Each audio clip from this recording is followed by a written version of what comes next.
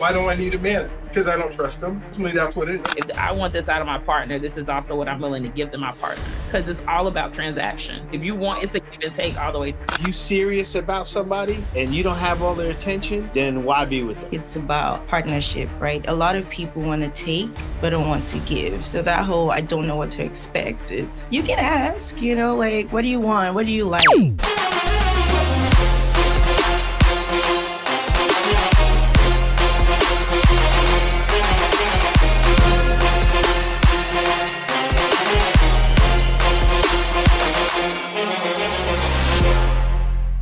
Okay, welcome to another edition of the Journey to Freedom podcast. And we are at a special edition tonight. And Dr. B, your host here, and super excited. You can see I have a panelist of folks that we are going to chop it up and talk about relationships. One of the things this year in 2024, if you've never tuned in or you've never seen this, is I have been doing interviewing 100 Black men during 2024. We are at 94 episodes. So as the time we're filming this, we're right at the beginning of December.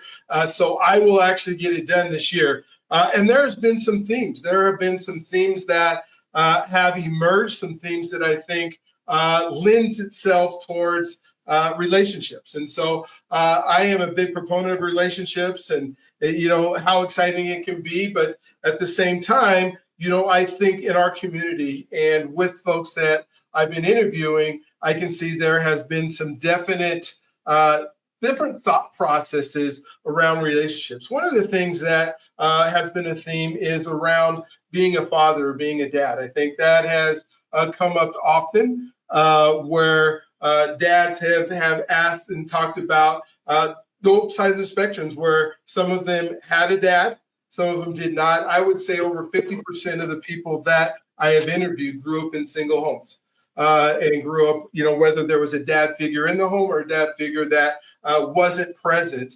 That was a pretty big theme. Another theme was the example that folks had said, well, when I was growing up or I was moving forward, I didn't have a lot of examples. The good part about it is all the men that I've interviewed have been successful in their own right. And so despite whether their upbringing or none of them used it as a crutch or used them as a reason for where they are, because they figured out how to be successful. When I think of defining success, I really think of, what is your purpose? Living in your purpose. It doesn't necessarily have to be around money or, prestige or titles or that kind of stuff. Success is men who are making a difference and serving others. My prayer every day is, Lord, give me the wisdom to do the things you put me on this earth to do in a way that pleases you and serves others. And so there's a couple, statistics, and then I'm going to introduce everybody. But, when we think about systems and systems that are part of the United States of America, there have been systems over the last 200-300 years that have prevented or tried to prevent families from coming together. And I think that the group here would agree that a family unit is a super important portion of what makes people successul is their family and the people that they get to hang around with. And so we think of between 1619 and 1865 was slavery, right? Enslaved Black men were often forcibly separated from families with wives and children, sold into different ownerships, eroding family bonds. The Reconstruction period, and Black codes from 1865 to 1877, where Black, codes would criminalize unemployment and minor infractions, disproportionately incarcerated Black men and removing them from their families. And so they were breaking laws by not having, these major infractions. Then from 1877 to 1965, we had the Jim Crow laws, where segregation laws perpetuated economic disenfranchisement. We had redlining in the 1930s to the 1960s. Housing policies denied Black families access to stable, safe neighborhoods, separating the family. In 1970 to now, we have mass incarceration, where lots of men have been separated from their families, but by being incarcerated. We've had welfare policies in the 1960s through the 1980s, which took Black men out of homes. We have economic discrimination and unemployment, persistent workplace discrimination has excluded Black men from stable, well-paying jobs. We've had racial violence and lynching, and that was the post-Civil War from the 1940s. Systematic racial violence, including lynching, terrorized Black communities. And finally, segregated educational systems, unequal schooling opportunities, limited Black men's access to higher education and upward mobility. And I'm not saying none of those things were what happened to women as well. Just saying that these are some of the things that have separated the Black family. So today on our panel, as we talk about these things, we have Mr. I'm just going on my screen. I'm not sure how it showed up on your screen, but I have Mr. James Young. He's a chef, an author, an entrepreneur, Army vet, and a double bronze star receptionist. And James, maybe you can just introduce yourself. Tell us a little bit about who you are and why you're involved with this today. So thank you for the introduction. This is not my first time on your show. I really enjoyed talking to you last time that we talked. Now that I'm retired, I'm trying to seek out the things I like to do and network with other people in a variety of different organizations, the Rotary Club, the NAACP, NAMAC, with NAMAC is National Association of Minority Contractors. So I love to have conversations because I think we got away from effective communication, right? Between men and women and between just in general, between men, whatever. So we need to work on our communication skills. And I think that's the major problem plaguing the Black community. So basically it. That's who I am. All right, cool. Thank you. Thank you. We also have I have Elaine. And Elaine, what is your last name, Elaine? I'm sorry. Oh, it's Riley, R-I-L-E-Y. Riley, okay. So we have Elaine Riley, has her doctorate in educational leadership and has been working diligently in the community to do some amazing things. And Elaine, why don't you tell us a little bit about you and yourself? Okay, I'm sorry, Brian, I didn't complete my doctorate, so you can call me ABD. But I am a retired college administrator, and really my passion for many years was higher ed, just promoting higher ed and realizing that higher education could get people, especially minority people, out of poverty and out of a lot of negative situations by educating yourself, and being allowed to go to school and get degrees and get certificates can help people uplift themselves in our society. And I think I worked really hard at promoting that, and especially helping our minority students to get access to higher ed. So that was my passion for many years. I recently, in the last 5 years, I retired and I relocated to Hampton, Georgia, which is outside of Atlanta. And I came here to be a caregiver for my parents. Both of my parents had gotten sick, and my mom had asked me to come and help with my dad. Well, once I got here, I realized that he also wasn't in very good health. And so they both passed away in 2020, and I became the primary caregiver for my brother, who my mom was taking care of. He has long-term MS. And so now my passion as a caregiver is really how do you access those benefits that you need as somebody that has a disability? And I only just realized that, this world is really not designed for people with disabilities. The struggles that I've had to go through to help my brother and just accessing Medicare, Medicaid resources, it's crazy when you think about all the things that are lacking in helping people with medical care, especially with somebody with a disability. So I feel like that's my passion now. Not one that I chose, not one that's easy to do at all, but one that I'm determined to do the best at that I can, because that's the kind of person I am. I'm going to get him every resource that I can find available to him. So that's kind of where I am now. All right. Thank you so much for being on tonight. I know it's going to be great to have you as part of this panel. I have Nathan Theodore Francis, 2 sons, retired Navy. He's currently working in civil services for a Navy governmental organization. And so he has some content out on YouTube. And Nathan, why don't you go ahead and tell us all about you and what you got going? Will do. Thank you for inviting me and having me on board. Again, can everybody hear me okay? We can. Okay. Yeah, I just wanted to apologize. I recently moved to Chula Vista, California, and I wanted to be a YouTuber. I have all kinds of gear, but it's in various stages of being packed up. I'm crushed up here in my new townhouse, so forgive that. But hopefully I'll get out there, I'll get set up like you guys, looking really good. As you said, I retired from the Navy in 2015. I was a supply corps officer, had a chance to work with different forces, and I really enjoyed it. I was fully retired for a while. I was traveling. That's when I met James. I'm abroad, and then now I'm back in the career field, and I'm actually enjoying it. The agency I work for, we contract in different phases of maritime surveillance systems. It's very timely for the geopolitical situation we're in right now, so I'm enjoying that. I also, like many of you, probably have a lot of interest in being on YouTube, being an entrepreneur, but I'm still trying to figure all that out. I've had a lot of starts and stops.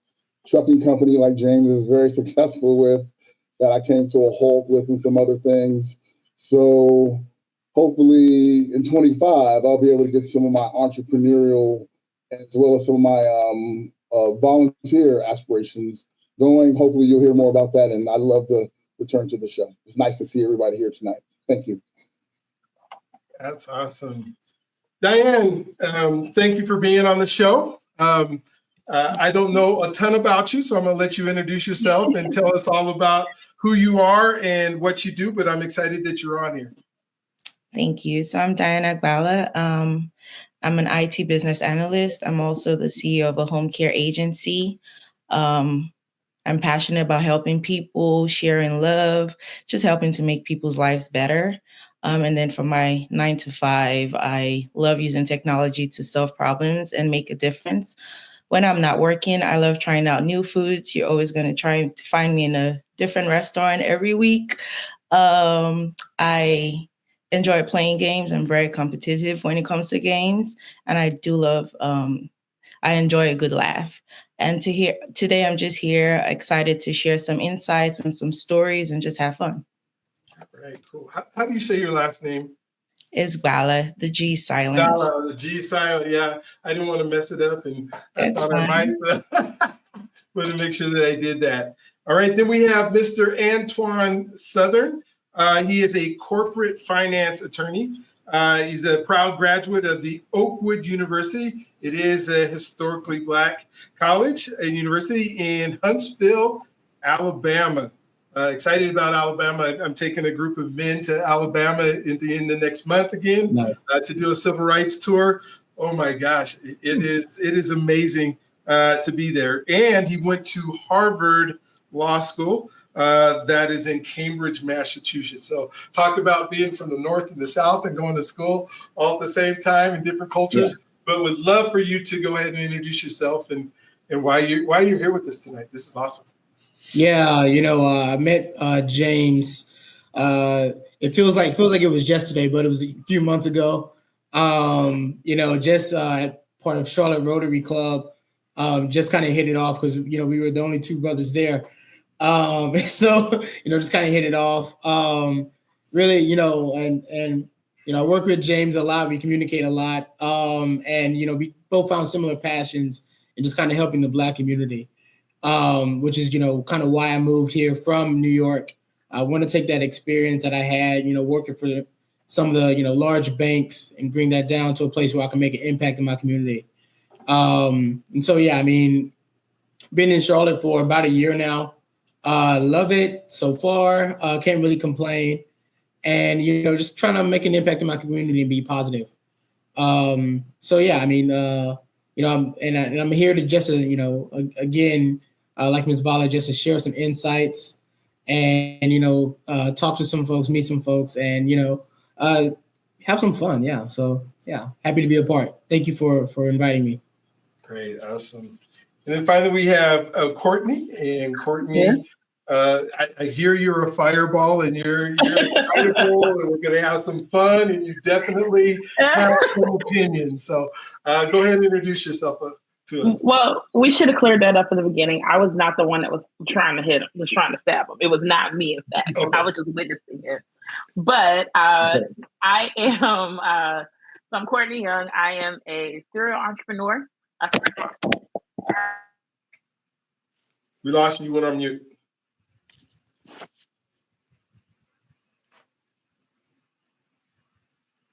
You muted.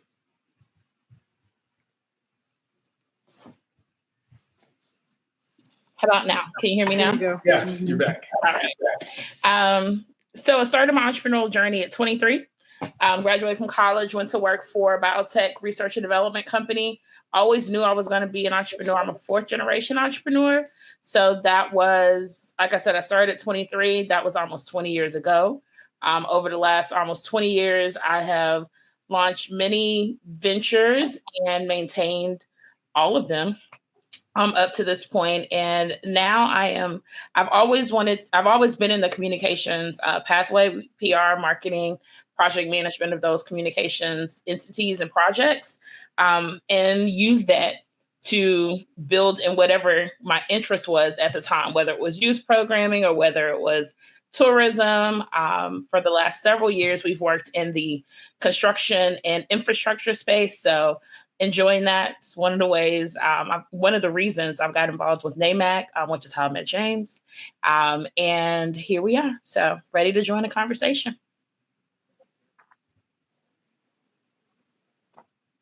All right, let me get this screen back here. Thank you. Thank you guys all again for being on. Want to start the conversation out just in thinking about men and women and what expectations are. And so the first question, as I'm just jumping right in, because I think we will move forward, is expectations. One of the things that I found on my show that have been, when people have talked about what they've done as Black men and how they move forward, is not necessarily always understanding where they fit in. In some cases, they felt like I'm not enough. In other cases, I felt like I don't know what women expect from me. I didn't, whether as I didn't grow up with, a mom that was teaching me that, or a dad that was showing me that. It was trial and error, and sometimes the trial was crazy. And so maybe we can start. I'll just start with you, Courtney, and just maybe you can kind of just talk about, when you think about, relationships and men and women and love languages and everything else that goes along with it. What are some of the expectations that maybe some you have been getting and some of them that you don't get? Yeah. So I do believe in love languages. I think that, just like I said, I'm in the communication space, so I'm a professional communicator, and communicating to people in the way that they need to receive it. So I believe in love languages. I also believe in boundaries.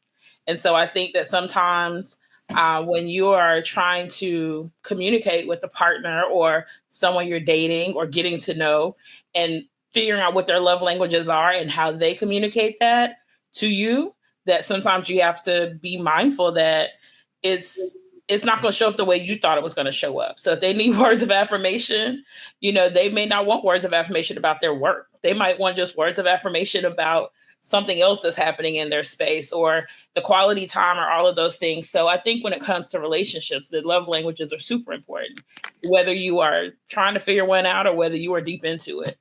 And I think that we want the other person to just see us. So we'll do almost anything. I shouldn't say anything. We'll do almost anything early on to figure that out. And that makes it a little complicated if you can't maintain that.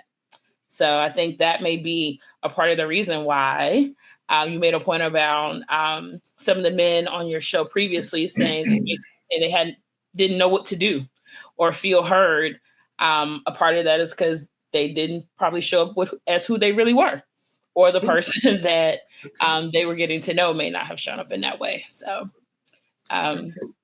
that's what I think. That's a good start to what I think on it, at least. There we go. Dana, what's your thoughts on expectations? In a relationship, I'm really big on mutual respect, communication, just as Courtney said, right? Loving the person the way they want to be loved. It's not about how do I want to be loved? And then that's where communication comes in, right? I can't give a blanket statement, right? So it's all about communicating with the person, asking them what they want, how they want it, and then doing it. I think it's about partnership, right? A lot of people want to take, but don't want to give. So that whole, I don't know what to expect. It's, you can ask, like, what do you want? What do you like? And respect is reciprocal, right? Men are always like, I want respect. I want this. I want that. Do you respect the person? Have you done things that warrant respect? So, I mean, I do think it all boils down to communication, right? Just communicating with the person and asking what they want and loving them the way they want to. And also communicating how you want to be loved and not expecting the person to be like a mind reader that should just love you automatically the way you want to. Do you find that you've received that in your world of dating and world of being around, men? Have you received that communication where they're telling you what they want, or has it been something you've had to seek out, search, try to find? It's not worth it. I mean, I do communicate, right? So in the talking stage, it's more about, I remember I dated someone that didn't even know anything about love languages. And I was like, hey, here's the test, go take it, right? Because I'm asking you how you want to be loved. Sometimes men don't even know how. So how about you take the test and let's have the communicate, let's talk about it.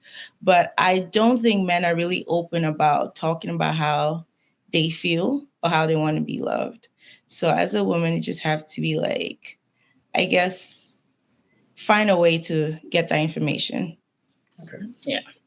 Gotcha. Elaine, you've been here on the planet for a little bit of time. So I know you got some good thoughts on this. Yeah, I think a lot of times it has to do with maybe a person's self-esteem and how they self-identify themselves. I used to talk a lot about unresolved childhood issues. People grow up, and my sister and I were just recently having this conversation about a difference of opinion that she and her husband were having. And ultimately I said to her, well, everybody was not raised the same. And so some of the beliefs that one person may have, another person's not going to have that same belief system. And so a lot of times you have to have confidence in yourself and be willing to recognize that you may have some issues that you need to work on, whether that be better communication, being more open to criticism and critique, and be willing to work on your issues. But first you have to be able to identify them, and you have to not take it personally. Sometimes when people point something out or recognizing something that maybe you yourself hasn't recognized. And I think more and more people now are talking about mental health and self-care and really taking care of yourself and identifying those problems that you have that you just haven't been willing to acknowledge or to recognize or to work on. And I think especially in our Black community and especially among Black men, I don't think sometimes they're as open to going and receiving that mental health assistance or help that's out there. But I think we're identifying that more because, the suicide rate among Black men is really, really increased, and you see it a lot. And I know for myself, I'm like, wow, how could they have been hurting so much that they couldn't just find one person or somebody, that they could talk to, that somebody could, give them some resources or just be a shoulder to cry on or somebody to listen to. But it's really not that easy. A lot of people are in a lot of pain. And it's hard sometimes to let go of that. So I'm glad there are more resources that are available. And I think if we look at ourselves and try to identify what it is that we need in order to be successful, in order to be happy, and tap into those resources, then we could be better. We could be more successful in life. Thank you for sharing that. One of the things, when I think about me growing up and me in different communities and whether I was at the barbershop or we were playing basketball or doing something, there was all these warnings about, how to approach Black women and what it was going to be like and how I was going to, what was going to be like for me and sound like. And so I would love to hear from the men, James and Nathan and Antoine. Why do you think Black men have got the rap that they got? And I know, James, you sent us some statistics that maybe you can start out and kind of go over some of those statistics with us that really kind of talk about where we've been and where we're at. I think I would love to kind of start there, and then Nathan and Antoine maybe jump in and talk about why you think we've received a bad rap over times. So when I was doing these stats, it was startling, right? I don't know if everybody got a chance to look at it, but it was like I think it was, well, this is 2010, but now it's probably around 60% of Black women are not married, right? And probably 40 or 50% have never been married, right? And then you look at the root cause of that, the availability of Black men and how society has changed, right? We got away from speaking directly to people. We text, we on use Facebook and all this stuff, Tinder. So you never meet the real person. You always meet their avatar, right, on these sites. You might see them, and the picture was taken 30 years ago. I remember my brother was telling me a story that he met this woman. This is before he got married. He met this woman, and he drove out there. Now, she looked like Beyonce in the picture, but when he got there, she looked like half Biggie and half Frankenstein, right? So he got in the car and just drove off. She was running down the street after him, right? I think we have a lot of complex problems in the Black community. I mean, I could quote stats all day, but really a group like this, we jumped on mute. You're still on mute. You muted.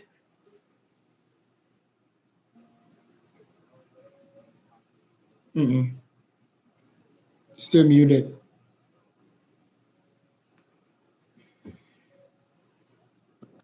Sorry about that, Mark.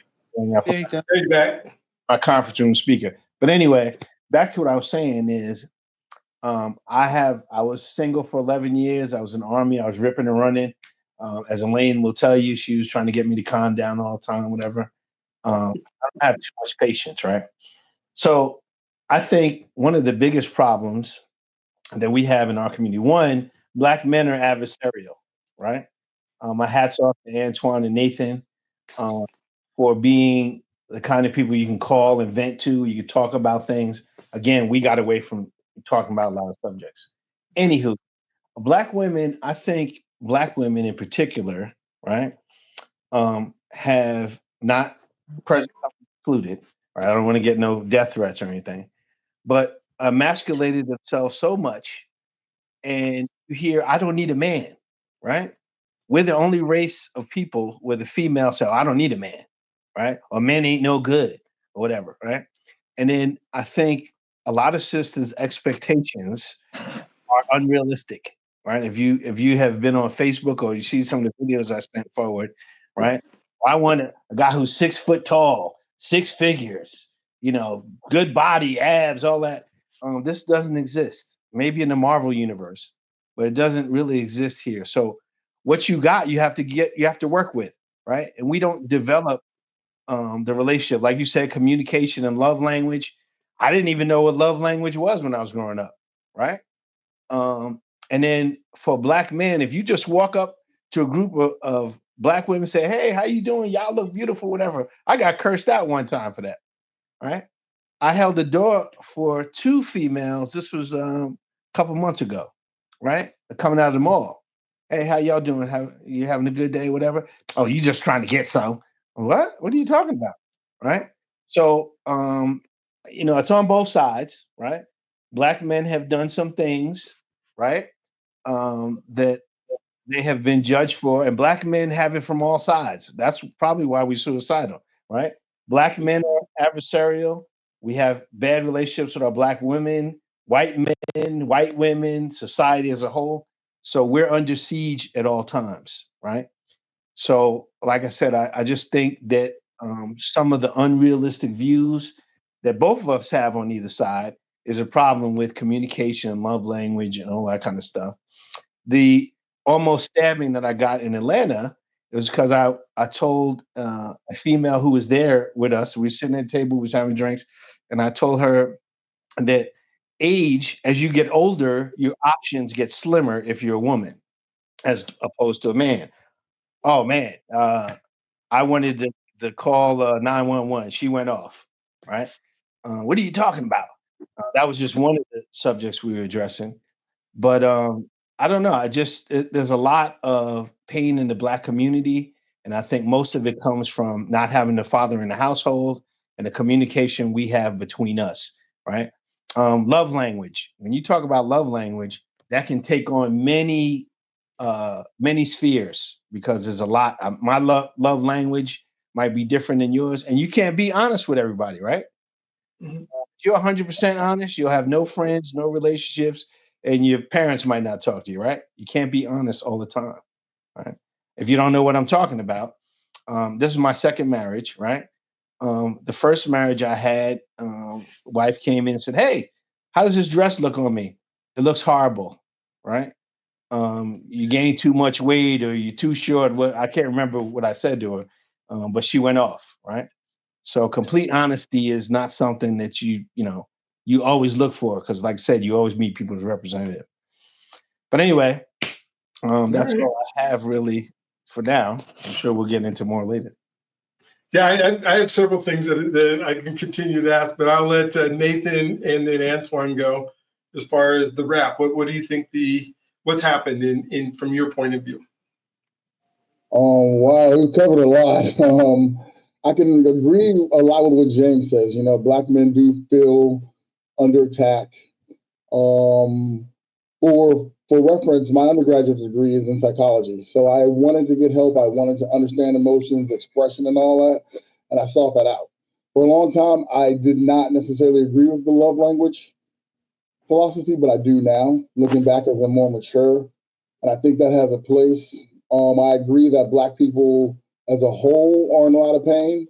And then we have a lot of issues between each other, men on men, and then men against women. I know I've been kind of controversial in my own family. For an example, my mom is in the back right now. I moved out from Williamsburg, Virginia. She's from Washington, D.C. She's here with me and my younger son for about a month until after Christmas. My sister was here. She's an accountant for D.C. Public Schools. She was here last week, and we all love each other. We all get along very well, until we touch some of those hot buttons about availability of partners as we get older. Some of the choices that I've made, going back to where you said some of the issues of Black men approaching, I've heard about how that can be problematic. Like, Black men get a bad rap. Black women are not necessarily receptive. I haven't experienced it because I've never been an approacher. So I decided to sidestep that entire dilemma and wait to see who approached me. Not always the best avenue. I also went after women who made it clear they were interested, and maybe they were not necessarily Black women, which is a whole separate discussion. So, but I've observed that quite a bit. Everything we're saying here, another thing I warn you guys is I've been watching YouTube for about 10 years. All of the creators in this space, from more Gnostics to Red Pill to and everything that goes counter and in between that. So I could rattle off names after names, and many of you probably know a lot of those folks' names, and I just listen to a lot of the theories. Where I'm going with that is I have more questions than answers. What I do think, and where I've had success is, as James said, when I actually find people who we can just have a candid conversation, depending on our maturity level, depending on our experiences in life. Because as Black people do more things, go more places, I believe we have a lot of commonality of how we grew up, and then we have new experiences that we incorporate into our way of being. I think that there definitely needs to be an adjustment to a lot of the pain, and I don't know what the answer to that is. I found myself thinking a lot about why Black people just seem to be at odds with each other so much now. And I thought I figured it out. I really put a lot of effort into it, but I'm left with more questions than answers, and just trying to hold on to the friends that I have and the family members, cherish them as best as I can, interact with them, and then keep trying to evolve until we can kind of figure this thing out. That's about the best way I can sum it up for now. Antoine, you're an attorney? Yeah. Arguing? I have to represent us. Exactly. Listen, I think that ultimately, I saw a very interesting stat the other day that, after an individual turns 18, the person that they're most likely to spend the most time with is their significant other, right? It's not their parents, it's not their kids, it's their significant other, right? And so, I'm always kind of reminded of how, my grandparents used to talk to each other. My grandfather used to always sing "My Girl" to my grandmother, right? I've got sunshine on a cloudy day, right? Just a person that you can always come home to and, always give you that confidence to take on the world and walk outside and, just kind of, have the confidence and have the wherewithal to go out there and brave the world. And I don't think that's, I think that's something that a lot of people kind of ideal. However, but with the change in expectations and unclear expectations, it's just difficult to get there, right? I mean, James mentioned earlier that, expectations, we always hear from in the barbershop, cousins, uncles. All right, here's how you talk to women. Here's how you go up and talk to women. Here's how you talk to a woman. Here's how you treat a woman. I'm not sure if that's true on the other side for women.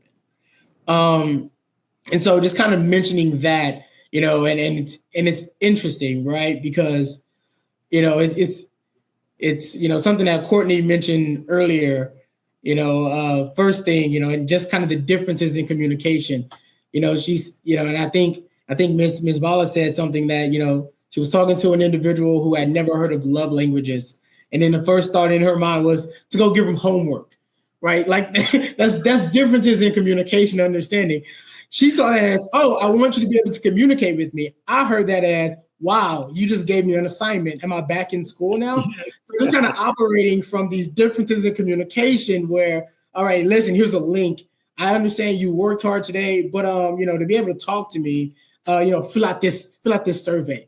Come on now, like really, what are we doing here? So to me, it's just differences in communication, difference in understanding. And I will say, as now, it's the world has opened up now. You're no longer communicating with people that was in your small town. Like prime example, I don't think my grandparents in their generation had come across more than like 5,000 to 10,000 people from their small town. I don't think so. Before they were married, right? So you all kind of operate from similar point of view, a similar perspective, a similar understanding of the world. Now that's totally different. That's totally changed. You have people that are moving from Texas to Charlotte, from New York to Charlotte, from Virginia to Charlotte, from around the world, right? So you operate from these different understandings, and so some things that you say, that you might think nothing of. I'm sure Ms. Walla thought nothing of sending that love language, link. But, to me, I'm just like, why is she sending me? The first thought would be, why is she sending me homework? I just worked all day. Now I have to do some homework. And no, I've seen some of those surveys. They're like 40, 50 questions. Those are not, oh, let me check off 5 questions to get back to you. No, it's okay. I have to sit down and now I'm on my phone for the next 30 minutes. Do I really prefer boxes of chocolate or do I prefer traveling? I don't know. So, and that's just an additional hoop you got to jump through. I mean, it's nice to know, but one thing we got to have to understand, we have to be a little bit more, empathetic with people and kind of understand where they're coming from. And before you can even get there, it's one fascinating point. Just approaching women and starting there. James mentioned that, holding the door is something that might get you, a nasty comment. And so that makes you want to do less. Okay, well, I mean, I could run and go get that door or not. Luckily, James, was raised better than Antoine, because Antoine would, all right, well, I'm slow walking from here on out. So that's just differences, right? And kind of how people respond to, stimuli that they've, happen in, encountered in their life. And so you're kind of walking from that where there's no real baseline here. And so everyone's kind of communicating and operating from their baseline, but it may be something totally different from someone who they're interested in. And so I think, honestly, before we can even talk about communication, we have to address baselines. All right. So like, what are your standards? Like, not even that, just kind of like what are your standards? What's your minimum? Right. So like, where are you currently? And I think before you can, even begin to send Antoine Southern a 40, 50 page survey about love languages, I gotta know some things before that happens. But yeah. So Brian, can I ask, The Sure, ladies one absolutely. question and the guys some question, because we got to throw some gasoline on this conversation, right? We got to crank it up. Here it comes. Okay. So Sorry, now, I do have something in response to Antoine, but when you're done. okay, well, go ahead, say it before I go. He talked about, I think it's all about perspective, right? I was having a conversation. Oh, I don't know this thing. Oh, you know what? It would be nice if you could have the link. Go check it out. This is what it's about, right? We learn every day. I would love if I don't know something for someone to send it to me rather than explain. Because, hey, we're not together, but it could help him. It could have helped him where he talks to someone else and it's, oh, I know this thing now because this girl sent it to me. But if we have the perspective of, oh, this is homework, I think we're so set in our ways. We don't want to learn and we don't want to see things from another person's perspective, right? If I don't know something, I'm talking to a guy, I'm talking to Antoine, and he tells me, oh, this is important to me. I love soccer, for example. Maybe I don't really care about it. And he wants to talk about his game and he sends me a link like, hey, you know what, you should watch it. So we're on the same perspective. If I do like Antoine and I want to put in the effort, I don't think it takes me anything to go watch it. But if I look at it as homework, we're always going to be different from people. And we need to be open to learning from them and not looking at it like, oh, you know what, you're just giving me some work. That's how I see it. But go ahead, Jane, to your question. Okay, thank you. So I would look at that as kind of a deterrent too. Like I got to pass the test to talk to you, really? So here's the question for the females.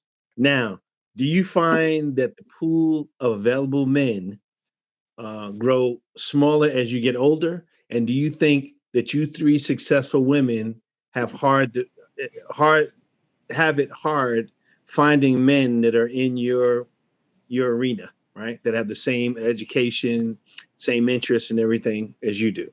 And for the men, right? Do you find solace in other races of women? Do you see Nathan Gary says it? You knew I was going to bring that up. You too, Antoine. All right. I find that the time I was single, when I talked to a lot of sisters and Spanish women, whatever, right? Well, mainly the sisters, I got a lot of pushback and crazy questions and comments. Am I going to pay your rent? I only known you a week. What are you talking about? If you want to get with me, you got to take me to Steak 48. Steak 48? Well, I just met you. That's $400 meal, right? Why can't we take a walk, go to Starbucks and get some coffee, right? Split some French fries and crack jokes. Why do I got to always spend money? So it's all about the bag now, right? Is that just me? Does everybody else feel that way? Right? I guess not. Everyone is in the men feel that way? Because as a woman, that's not real. That's not as real. far as men. Because Because that's not real. I'm married now, but when I was single, it was, what could you do for me? Janet Jackson had a song, what can you do for me lately? Or whatever, right? What have you done for me lately? So Beyonce said, to the left, the next guy is going to come and take care of me. You can go. Right? So I think this is kind of the mindset that young Black females have absorbed through osmosis, through TV and just, regular peer pressure. But if the ladies could answer the first question and then the guys the second, I'd appreciate that. What was the first question again? Yeah. Okay. I'll say it. So, you gotta do your homework. So, do you find this is why it he always got stabbed twice, yo. Yeah. So, do you find it more difficult as you get older to find men that are comparable to you, right? Education-wise, interests, hobbies, like restaurants? I'm a restaurateur too. We go out to brunch every Sunday. Some guys might see it as okay, and I know you have your own money, right? They might say, well, she just wants me to go spend money, right? Do you find it harder as you get older to find men in your shop group?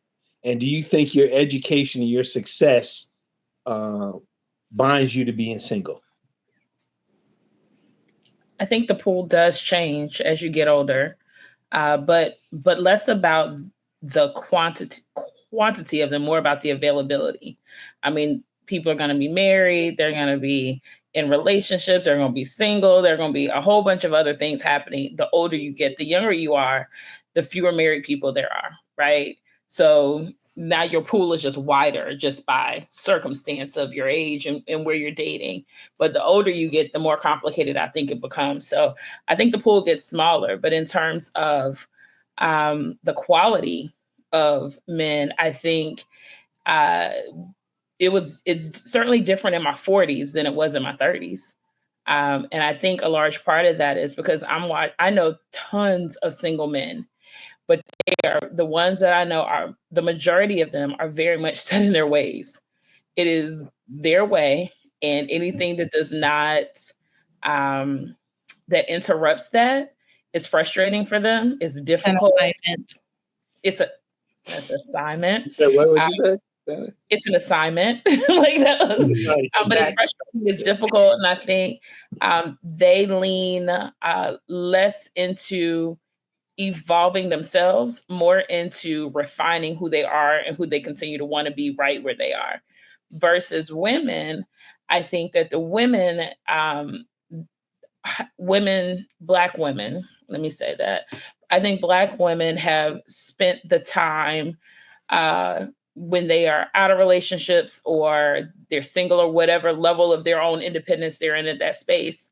I think they spend that time like getting to know themselves, right?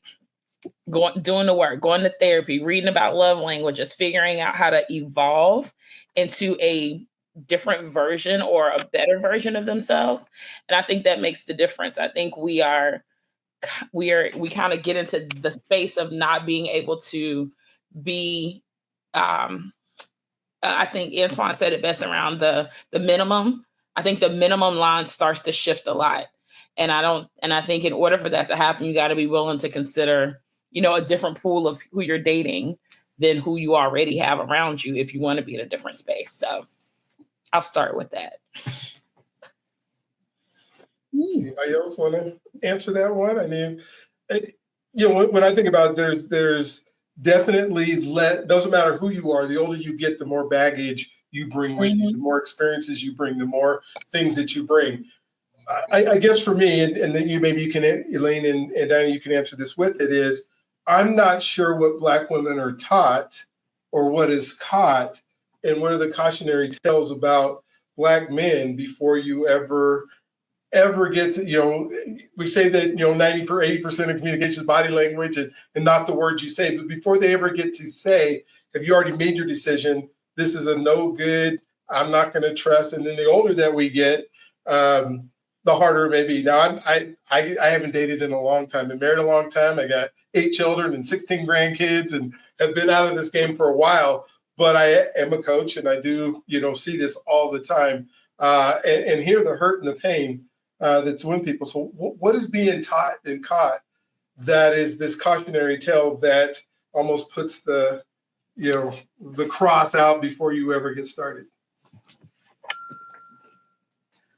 I think for me, I was okay with a guy who I thought maybe had potential. You know what I'm saying? Somebody that had the potential to do well, or maybe get a degree or have a job. But as I've gotten older, no, you need to already have met your potential. No time for you to be reaching your potential and not knowing what you want and where you're headed, and not having goals, and not only not having goals, but not even reaching those goals.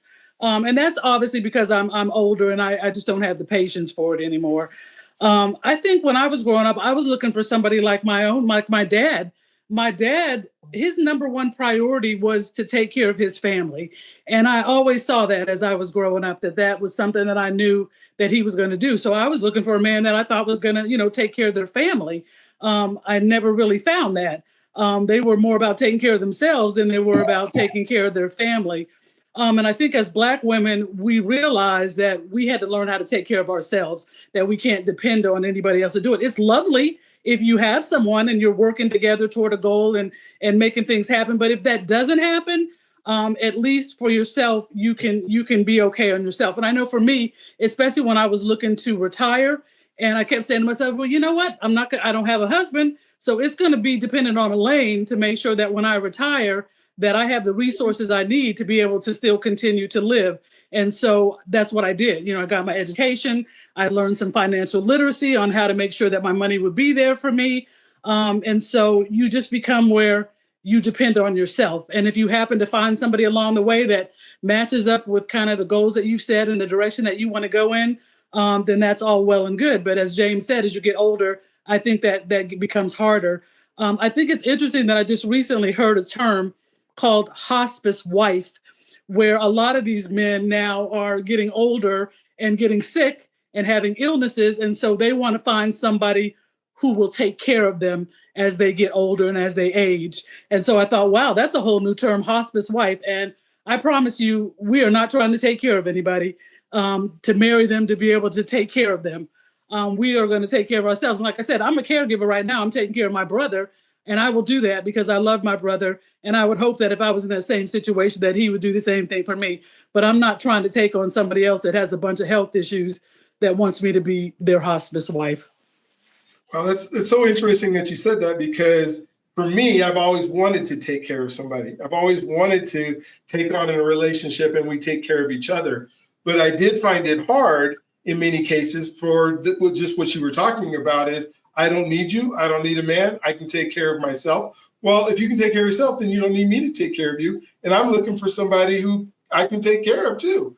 And so that makes it very difficult for men to say, hey, I want to provide, I want to take care. And then the woman is telling us, well, I don't need you. I don't need you to do anything. How do we deal with that? Well, you may say that, but I haven't, honestly, ladies, have you seen men out here saying, oh, I want to take care of you? Yeah, I was. You can't say that because people take advantage of it. About, like, I need my nails done, my hair, my car payment. Well, I want you to pay my rent, right? Well, I think that goes back to what we were talking about is what is your expectation of taking care of somebody? What does that mean to you? Right. Yeah. What is different for men and women? But I think whatever the taking care of is on either side, the question was, do you hear it communicated? And I think also as you get into the hospice wife, I've never heard it referred to as a hospice wife, but that is a very interesting way to describe it. But even in those needs of men are getting older and they want a wife or someone to come take care of them. If they are also leading with, this is what I want, I think you also should be the next thing you should be saying is, and this is what I'd like to bring along with that, right? Like, I want a vacation with someone. I want to make sure that you have a home that you'll be comfortable in. I want to do all these things because I want you to do these things for me. If you can be honest enough in your life to figure out that I need somebody to take care of me at this point in my life, you can also say, this is what I'm willing to do to make sure that happens, which goes back to, I think, a lot of how Black people see what relationships are, what we think they're supposed to look like until you start living and you're like, there got to be a few shifts in this because that's not going to work for me. So I think but I don't hear anybody walking up saying, yeah, I want you to take care of me and here's how I want to take care of you. I have not heard that. But that's not going to happen. Right? I don't think, guys, Antoine, would you go up to a woman and say, hey, how you doing? You look good. Let me take care of you. Yeah, no chance on that. But be in a relationship for a minute at least. I didn't think it'd be at the beginning of the conversation. Yeah, at the beginning of the conversation. But if you're saying this, I want you to do this for me, I want this out of my partner, then I think both sides should be willing to say, if I want this out of my partner, this is also what I'm willing to give to my partner. Because it's all about it's all a transaction. If you want, it's a give and take all the way through. You know, here's the thing, right? And Elaine said something very, very important, right? She said, all right, I am very clear on what I want. I want to be taken care of. She said that. And then immediately, not even 30 seconds later, a minute later said, but I don't want to take care of no man. So at that point in time, you really have to think about, kind of why would any man sign up for that? Right? Like what is happening? Where's the disconnect to where it's saying, all right, I'm very clear. As men, we are taught, from day one. All right, we know this is what women want. They're looking for protection, provider, priest, and you can sub that out for, whatever P word, the third one. But we all know protect and provide at the very men, right? We all know that, but we don't know exactly. We don't know exactly. I think that women. This might sound kind of toxic. I don't know if they know what men want, and I don't think even if they knew, they'd be willing to provide it. Because we're seeing it right now, right? We just saw it. 2 minutes. Elaine goes from, all right, this is exactly what I want. I got a list. Boom, boom, boom. you know, hospice wife is crazy. I don't want to take care of no man. So like, what's going on here? I don't understand it. I don't. Right, What I heard her say, Yeah, that's not what she said. She was saying, if you're trying to marry me only because you want me to take care of you, correct. then I don't want to do that. And I think it's all about communications, right? You could meet someone that is, you know what, I want someone to pay my bills. I want to be a housewife. I just want to stay home. To you, it doesn't work for you. And that's fine. That doesn't make you a bad person. Neither does that make her a gold digger. There are men out there that actually want that. They just want the trophy wife. Don't do nothing. I will take care of you. So how about you leave those people to be with the people that want them, right? Like, I don't think it's relationship. We just try to fit like a square peg in a round hole. Yeah, we just try and make things. If it don't fit, if it doesn't work for you, move on along. The person will find someone that actually does work for them. So it sounds almost contractual, right? When I hear you guys talk, like, okay, this is what I want, this is what you want. So I think you have to be in a relationship for a little while and let things flow, right? Yeah. And then you have those conversations, but you will chase people away immediately when you talk like that, right? No one is going to straight up, like, I just meet you, hi, what's your name, Diane? Oh, this is what I expect. I mean, no one is going to do that. That happens a lot. When I was Well, single, I don't know. Person. That's not you can just pass on if that doesn't work for you. But I don't think those conversations happen like that. I definitely don't. If people are going in on a first date saying, this is what I want to do, this is what I want, and this is what I want out of you, I think that should be a red flag for everybody. That's, it's much further along getting to know a person that you can that they can be honest with what they want. They can truly be honest, to your point, because you can't be honest, right? When you just met a person. You don't know anything about them, what they're coming with or not. So you got to get to know them. You have to get to know them some. And in those phases, then you can start to have those conversations. So wherever that conversation starts, that is what that is what I was referring to. I believe that's what Elaine was referring to. And for Diana, like, it's not first date, first conversation. It's none of that. Nathan, it looks like you got something you want to say. I just think I'm a pinhead in this area. I would think that in a matter, especially as we're older, so time is of the essence, very important, right? You would want your standards and your ultimate desires to be out there to begin with, so you can immediately sift away the people who don't want the same things. And by that, I mean people who talk about dating and dating and looking for marriage with intentionality. I don't want to really spend a lot of time with someone who is just looking for one way, I take care of them, they don't take care of me. They're not really serious. So I got to get to know them to find that out. I would rather present myself as someone who, if we think we're going to line up and because I'm talking to you means I hope that you can line up with me because I'm liking what I'm seeing, because that's all I know about you, right? So when I say I make this amount of money, I want to take care of my woman, but I want some loyalty from her. I've been hurt, so this is what's important to me. We can sift all that away, because if you just want to play, and if I want to play too, say, hey, I just want someone to play with for a while. I just want to play buddy. Then it's on.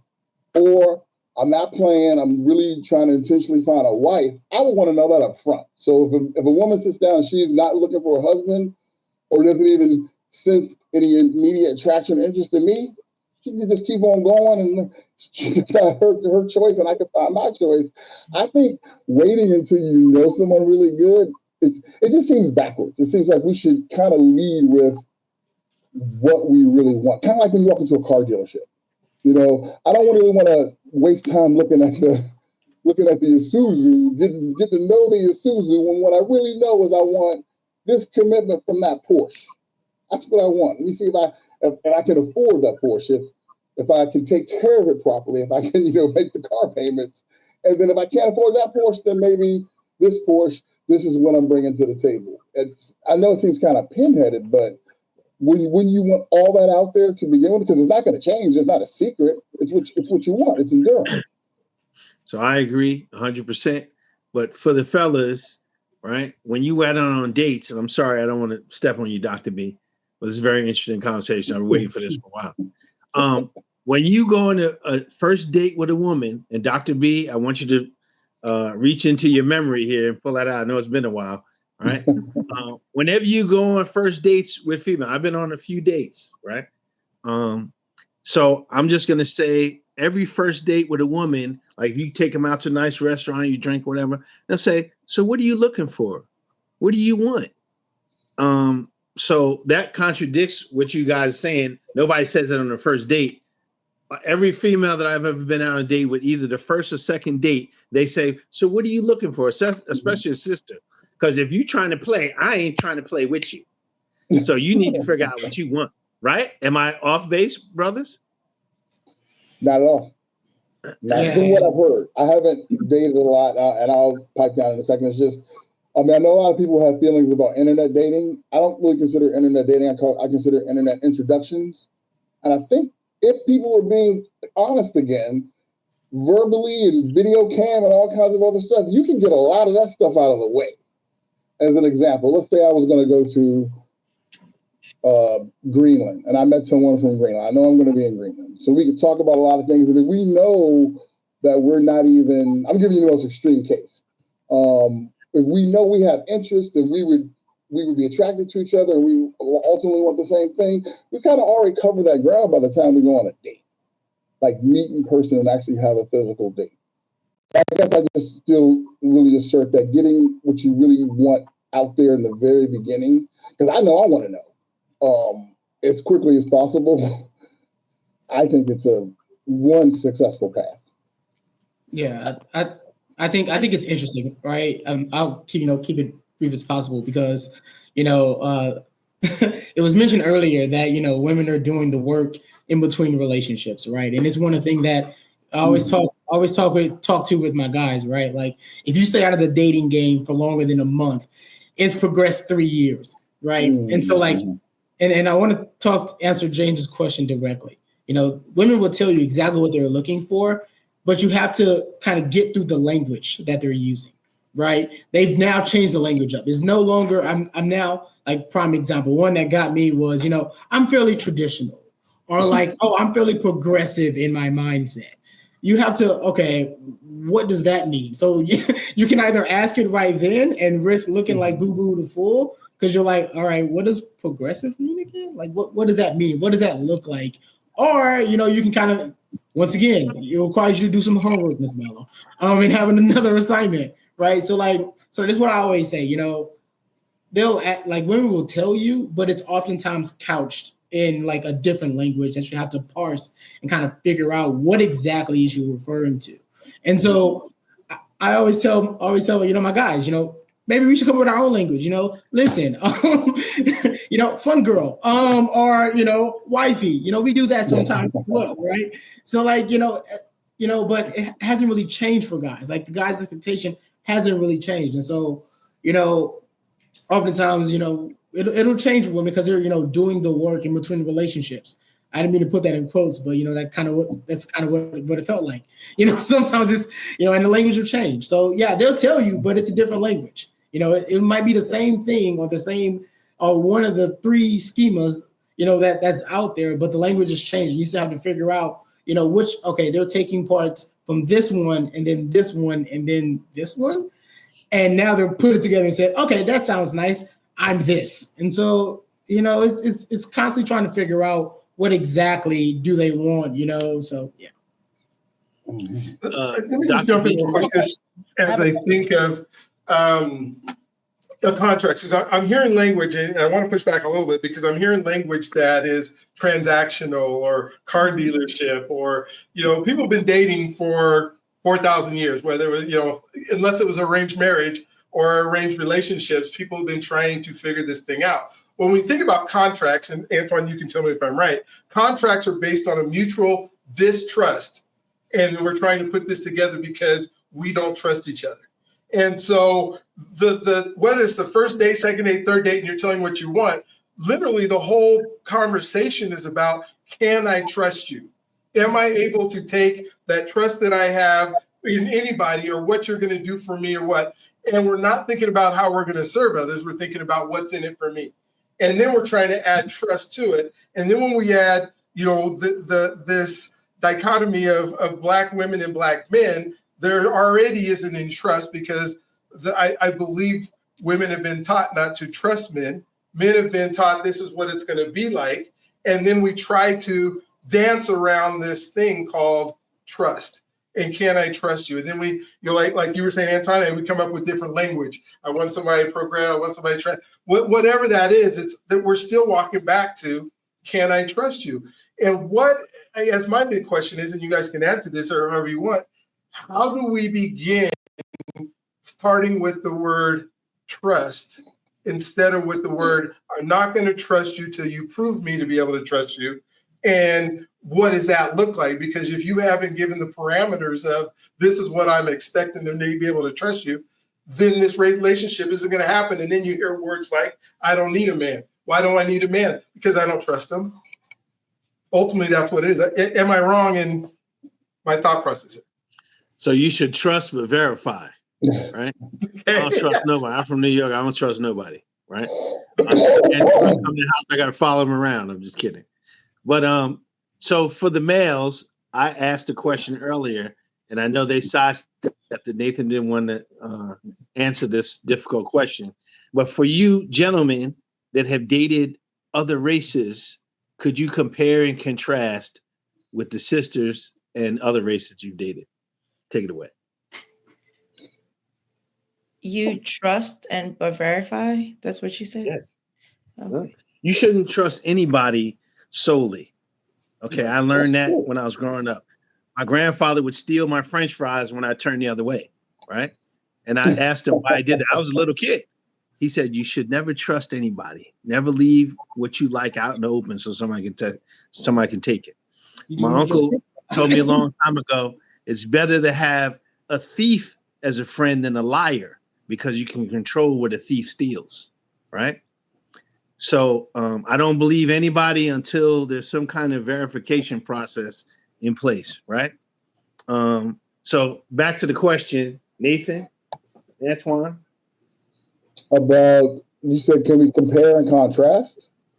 Yeah. Compare and contrast your dating with sisters and the women you've dated from other races. I know what? I have a pretty...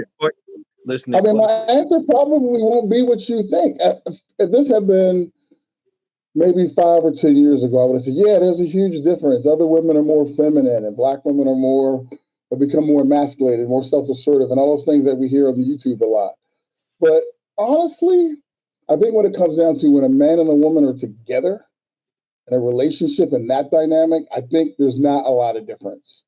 I think how they get to that and the expectations that we have of Black women or other groups of women, like how we are introduced to them, courting periods and things like that. I think that may be different, but my ex-wife who's deceased, how my sons was, she was white, and I've dated Black women and Asian women, and I think about all of the trouble spots and all of the fun parts of those relationships. They're all the same. It usually boils down to communication and expectations. Now, if a person has a particular desire for a certain phenotype, then that's a separate. I look at that as a separate thing. I'm talking about the quality of the relationship is what I think James was asking. It's the same thing, the same ups and downs, ins and outs. Because I'm not with any of my former Asian girlfriends. I got divorced. I'm sorry, I couldn't hear that. You said what? I'm not with any. Those relationships failed for one reason or another. When I was living in Williamsburg, Virginia, I was dating a sheriff who worked in Virginia Beach. Black woman, wonderful woman. Figure we're Black love. I was all up on YouTube watching about it. We're gonna make this thing happen. Didn't work out. So my experience to take away from that is that she was still a woman, I was still a man. We had huge communication problems. At the end of the day, it was communication problems. So I've heard other people say different things, but I can honestly say my experience has been the same across women. Now, do I tend to go for certain groups of women now, depending on what I'm looking for? I can say yes, but for different reasons, because again, the barrier to introduction, some of the things I can expect when we're first dating may be different. And so, yes, that might kind of steer where I go, because the reality is that a 35-year-old woman in the U.S., Black, with a bachelor's degree is going to treat me differently than a 28-year-old Filipina who works at Jollibee who doesn't have a degree. So depending on how you want to start off an initial relationship, that might steer where I go. But once you start to get down to what you're looking for in terms of, do you want a long-term relationship or playmate, I think that's all gonna play out the same. You're gonna have to work through the different barriers and issues that you may be faced with. So that's why, James, I said I think my answer will be different, because I know I hear a lot of other brothers say different things. Other brothers categorically shut down other women. Some brothers categorically shut down Black women.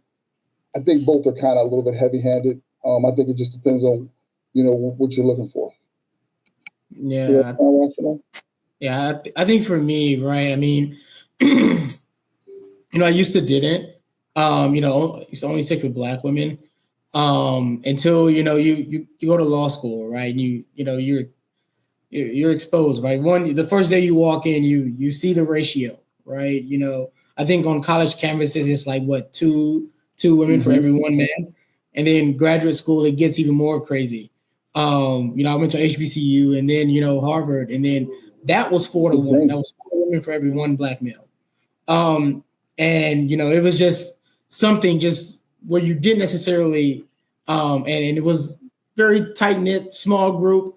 And I've, had some older gentlemen that, got into a situation with one girl, and then everybody knew about it, and it was just tainted. He couldn't even go to our little events where we would hang out.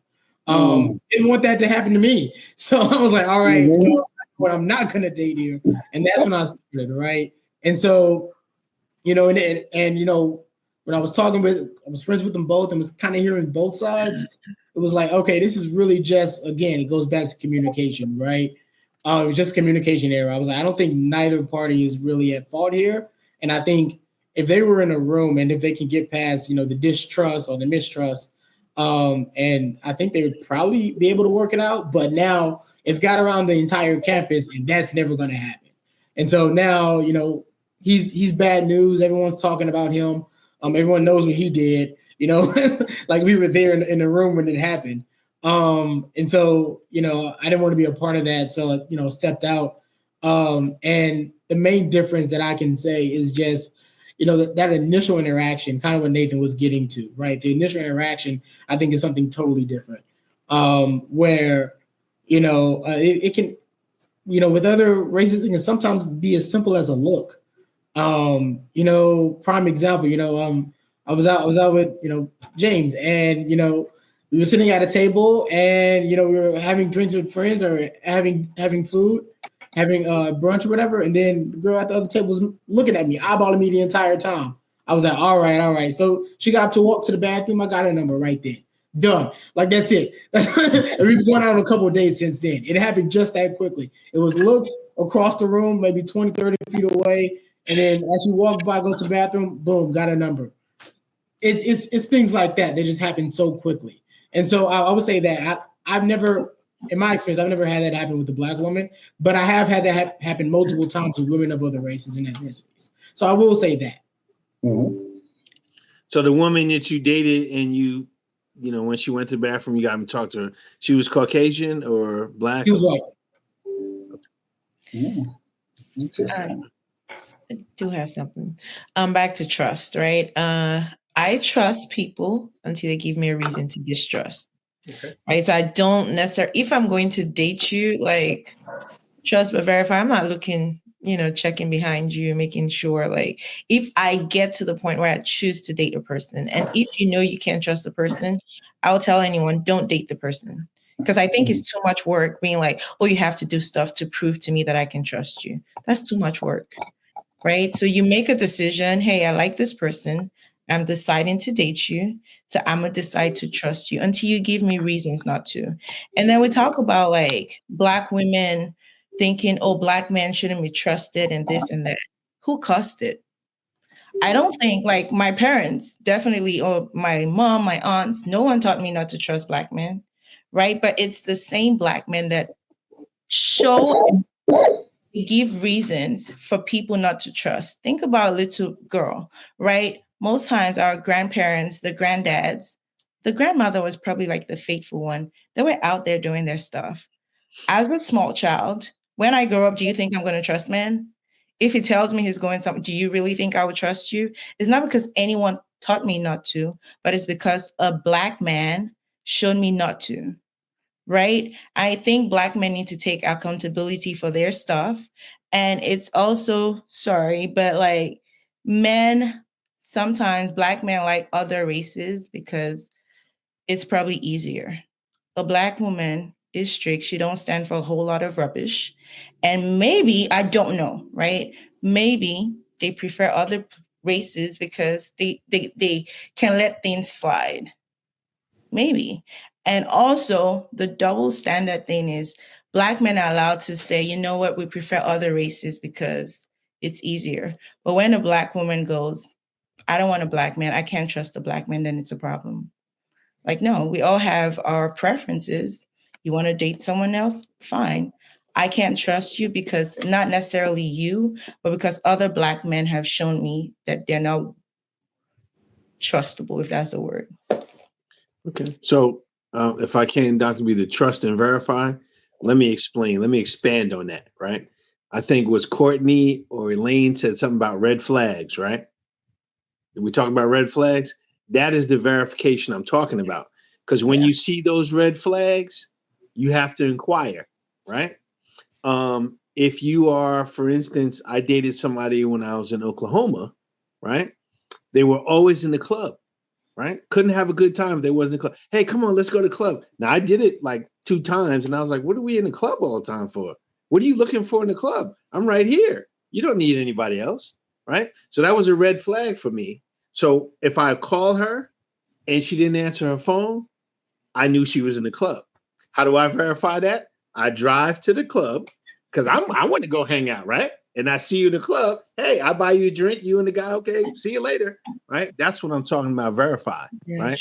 If you're always on the phone, right, when we're together and you're not paying me any attention, then you're distracted somewhere else, right? So I got to figure out what the distraction is. So that is what I'm talking about, verify. Now, I'm not going to follow you around, right? But those red flags need to be investigated until you are satisfied with the answer. Am I talking out of turn, anybody? Is that kind of where I was at, Courtney? Or Yeah. Elaine? I mean, that is true. I think much like Diana said, I start with trust. So you have to erode that for me, right? And then the glass is going to be half full. I'm coming with the positivity, good energy around it. And if you start to show me things that require me to be more protective of my person, right? The things I'm saying, my availability, my energy around you, then I'm going to do that, right? So that I think, yes, the trust and verify makes sense. Red flags make sense.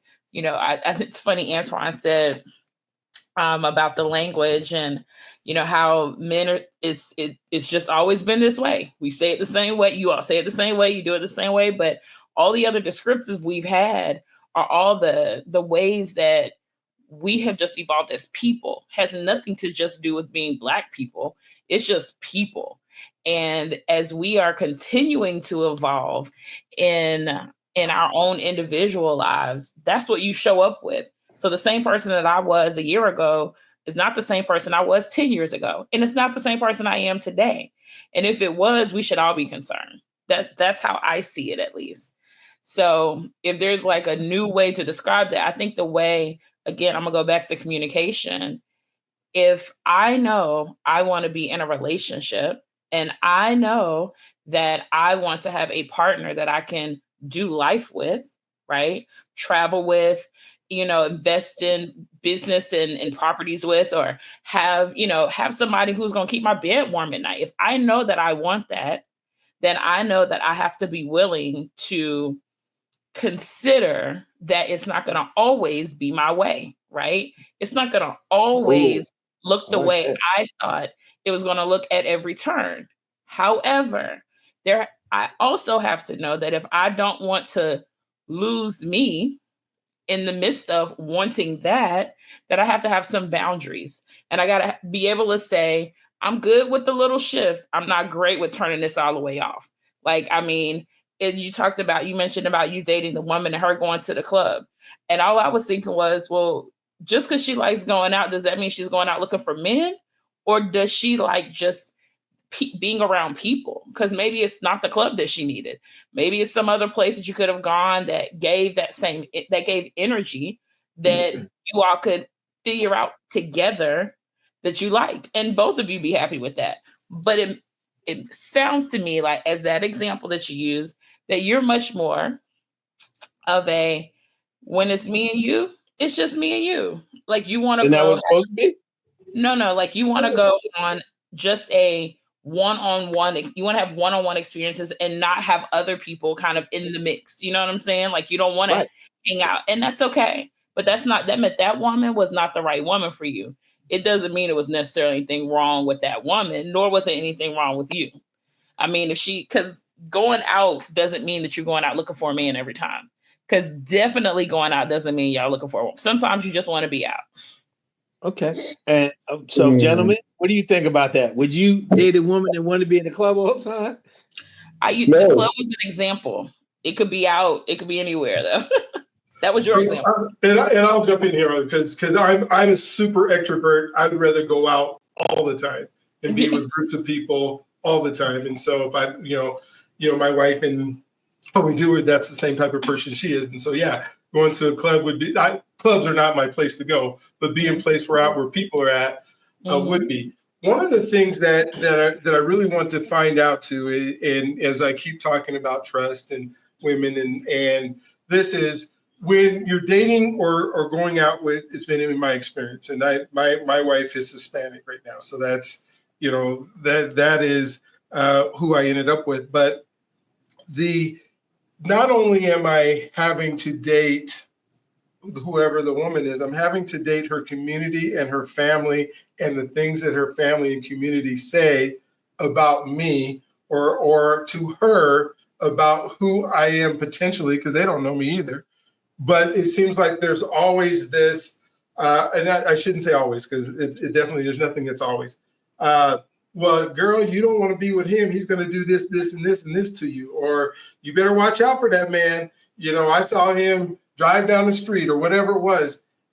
How do we learn to I guess, get to know each other without having to get to know all the family, everybody who's come before? We're dating everybody that you have ever dated before and being compared against that person, that if there's 10 people or 10 men that you've been with and not been happy, then now I'm being compared to all 10 of them before I can even express who I am as a man.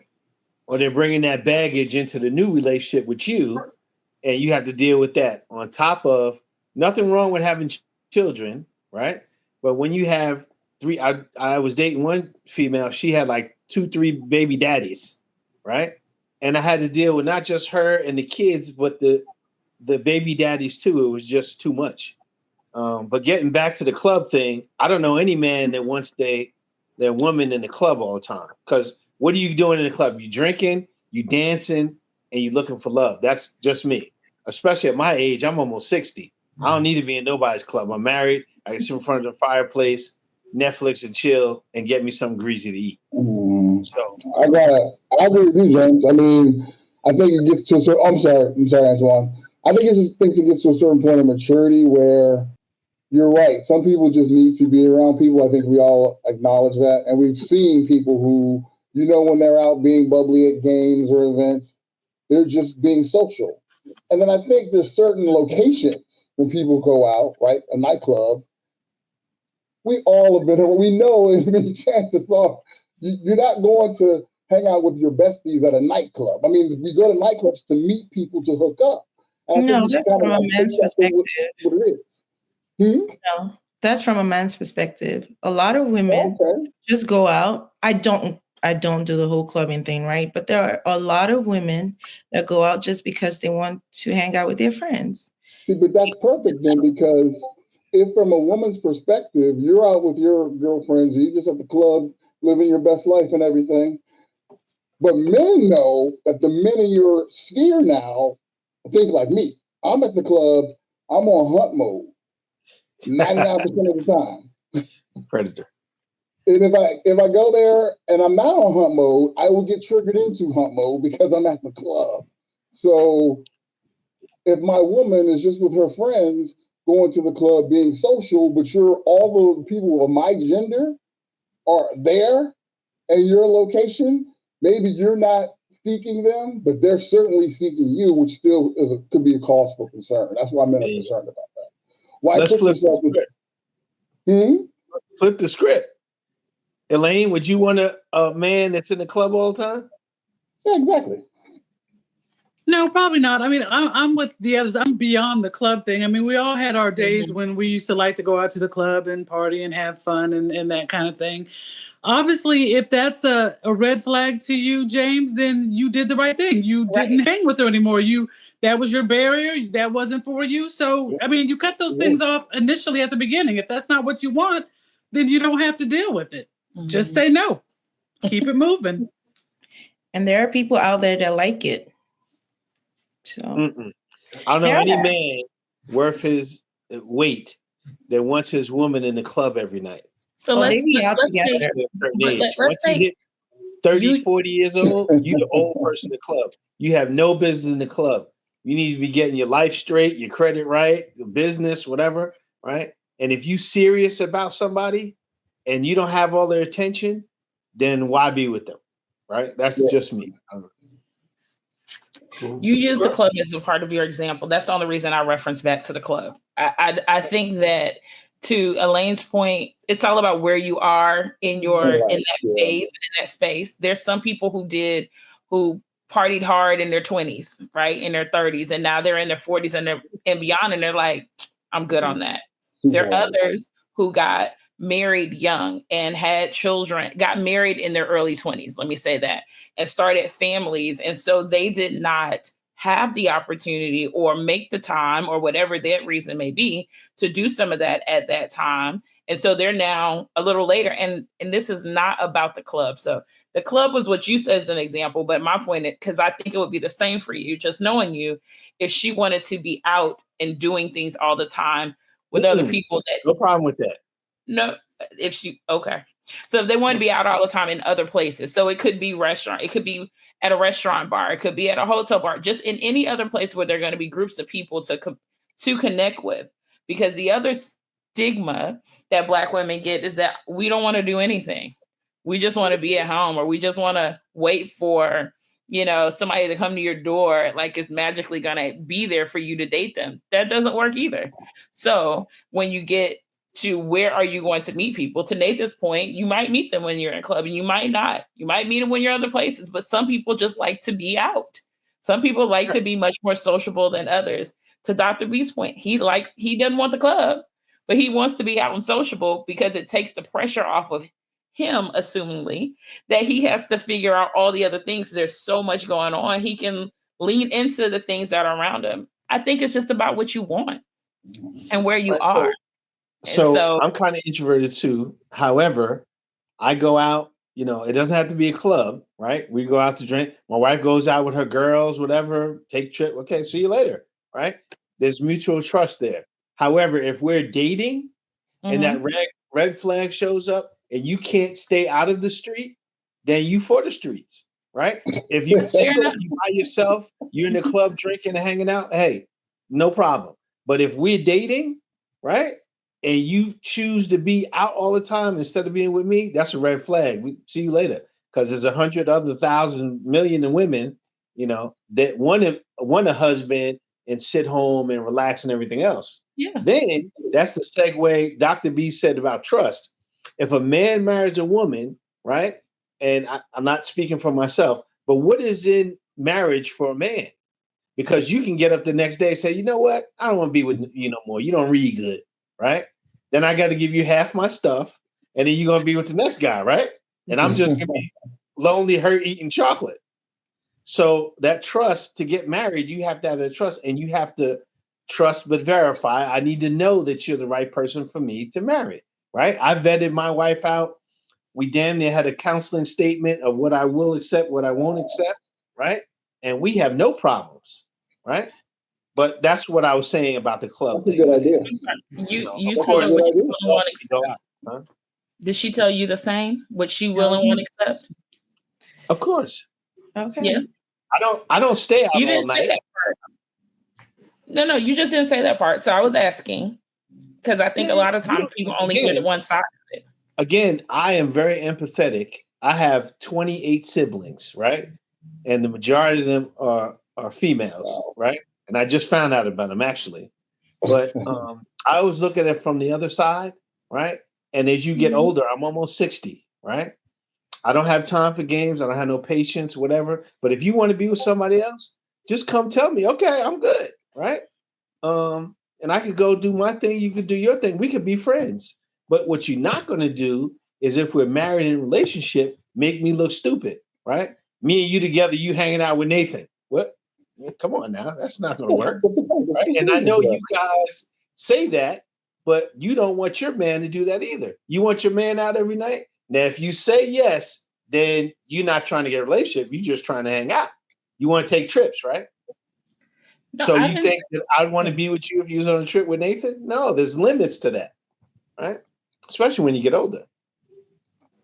Cool. I think this is a good spot for us to say we're going to do this again, because I think we're having some really good conversations that lead to something that would be awesome. I really want to talk about family, and I want to, at some point, we kind of talked about men and women and some of the differences that we had, and maybe we'll bring in some of the folks at the same time, but I would love to redo this. And so what I'd love for you guys to do is give maybe a closing thought of, hey, this is where I'm at. This is what I believe to be true. And ways that I guess, like, one advice that you would give somebody who's looking for a relationship, who is looking to try to figure this out and has struggled to be able to do it. It may be one thing that you guys would advise that maybe calm down or something, or add to something that would be helpful to those who are listening. I think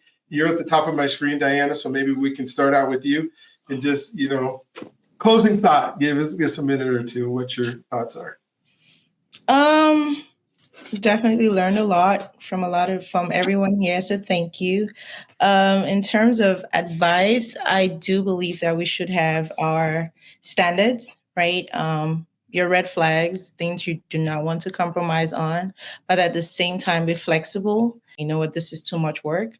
Be flexible, but also do not compromise on your standards. Elaine, what were your thoughts? Relationships take time. It's not just the relationships between men and women, but just relationships in general. The relationships you have with your friends, your family, your coworkers, those things take time. And like we said before, it's the communication, it's the trust that you put in that relationship, the work that you really put in that relationship. But the thing is, when people initially show up, they bring their representative, right? They bring the best version of themselves, hopefully, that they want that other person to be attracted to and that they want that person to like. But once you get time to know people, then those barriers and those walls will fall down and the real you will be seen. It's always said, what's done in the dark will come to the light. So if you're not bringing your true representation of who you are, and you're bringing somebody that that this person would appreciate more or would like better or would be more willing to trust you because this is the representative that you've brought forward, that person's not going to find that out until they spend some time getting to know the real you, not the person that you're portraying yourself to be. And we didn't even talk about this, but there's a lot of love scams out there. And I've actually had a couple of friends get caught up in some love scams where they're being love bombed and people are bringing all this stuff to the table saying that this is who they are. Dr. B, I would say trust no one. I'm sorry. That's just who I am now. I watch a lot of Investigation Discovery, and I have seen some things and I have heard some things on television and in real life where people have literally conned people because they weren't being truthful and they weren't being honest, and people were trusting them without really getting to know them. So these things take time, and even time, because people can pretend for a long time. So, take your time, verify, as James said, do a background check if you have to, but take care of yourself and don't just openly trust people that you don't really know. Thank you. Nathan, what's your last thoughts? Definitely looking forward to the next installation and talking to everyone. My thoughts would be just where I am now, and just to reveal a little bit about myself, is just if you really know your level of maturity and know what you want and stick to your gun. That's what I would tell someone. Meaning, I had a habit of looking at certain people on a dating site, always going for a certain type. And every time it was not a good scenario, the feedback I received. Pretty much this genre was always asking me for money. So then I kind of expanded my aperture a little bit and really thought, okay, what am I eligible for? What do I really want? And started communicating that. And while I haven't necessarily found true love, I'm finding that I'm having really good conversations that I've never had before with people, different kinds of people that in the past I might not have even included in a group of women I might target. So I guess by that, I mean, especially as we're all getting older, if we happen to be single like me, just be open, stick to your guns, but try to put a little bit of common sense and reality in the decisions that you make. Thank you. Courtney. I would say this was a great conversation. I certainly enjoyed hearing everybody's perspective, and I'm gonna just go back to what I started with, and that's communication is key. I don't think you have to rush into any of it. Certainly not into just meeting someone and giving everything up about you that you ever wanted them to know. I think you can evolve in some conversations and kind of see where that goes, and not waste time doing that. So communication is key, and I think you also have to. I think the other thing is just listening. So a part of communication is also it's not just talking, it's also listening. And we've had a lot of conversation this evening around Black women and Black men, and and then who does this and why. And I think if we want to really figure out like why those things are happening, we have to be willing to be honest about what we really think about them and why we're really doing them. And then be willing to listen to why those things are happening, and then kind of go from there. So looking forward to the next one. I love it. James. So first, Dr. B, I want to thank you for hosting us and putting up with all our sidebar conversations and everything. And I want to thank everybody for being here. When I put this subject out, I got a lot of people, I want to do it. I said, no, we need to keep it to at least 6 people, because it would be out of control if we had like 50 people on this call. Right? But to answer your question, I think, and it's been a long time since I dated somebody, right? I don't even know what I would say if I went to a club, right? I probably have to grab somebody head. You coming with me, right? Get in the car, right? So, but I would say when you meet somebody, no rules, no expectations, because that kills it. If I meet you and you tell me what you're not going to do, I'm done. What I need you for, right? The next conversation, we're gonna get in depth, Dr. B. We probably got to put, like I said, all the sharp instruments away. But it's a very deep conversation. We can go on for days. But I'm gonna leave it there. Thank you, everybody. Thank you, Dr. B. Cool. Well, yeah, and I'd just like to reiterate, thank you guys for all being part of this. One of the things that I love about conversations like this is we're not trying to solve the world's problems, because there's no way that we can do it. But we can have a perspective that can help others. And when we think about our ability to serve others and what we can do to help other people to grow, I think these are great conversations. We can't even answer the why that a lot of these things would happen. I love, Courtney, you said that, in a way that we got 2 ears and 1 mouth, so we should spend more time using both ears instead of 1 mouth. I believe that God created us for relationship. I think that when he put us on this earth, he put us not to be alone. And so solving this for ourselves is super important. I know there's love scams, and I know there's things out there where people are trying to take advantage, but if we stop the game and we stop trying to find the person, then I think we stop what God really has for us. And so we got to find that balance. We got to find, how do we verify? How do we vet properly? How do we make sure that when we're going into situations, like what James said, maybe we don't belong at the club. To me, after you hit 40, 50 years, I don't know if you should be in a club at all, but that doesn't mean you shouldn't be at a jazz concert or church or, other places where people gather. The club, to me, that just doesn't, I'm too old for that, right? And I think you guys kind of sense the same thing. But we also have our hearts, and our hearts need to be filled. And I think everybody deserves to have somebody that can love them and somebody that they can love. And so, again, thank you. We didn't get to talk about, family and how that gets to interact. We didn't get to talk about money. I think that's a conversation when we start talking about relationships and money and how to, protect yourself or how to make sure that you're not just being taken advantage of, but you're still being able to give in a great way. It'll be a great conversation. So again, for those of you who who are listening to this and want to subscribe, I think one of these times we're going to go live and let you have comments on the side while we're doing it, because this group of people have some insight. Success leaves clues. And each person who's on this call with us today is successful in their own right. And each of them have had experiences with relationships. All of us have had experiences with relationships where we didn't do good. And we've had experiences with relationships where we done phenomenally well. And so I want to make sure that we get to talk about that. So thank you for being a part of it. Thank you for you guys for joining. We're going to try to do this often. And forward to talking to you guys on the next one. You guys have an amazing, awesome, just incredible day. Hey, I believe that you're God's greatest gift and he loves you if you allow him to. We'll talk to you next time. Thank you. Nice to meet everybody. Thank you. Thank Thank you for having us. Enjoyed it.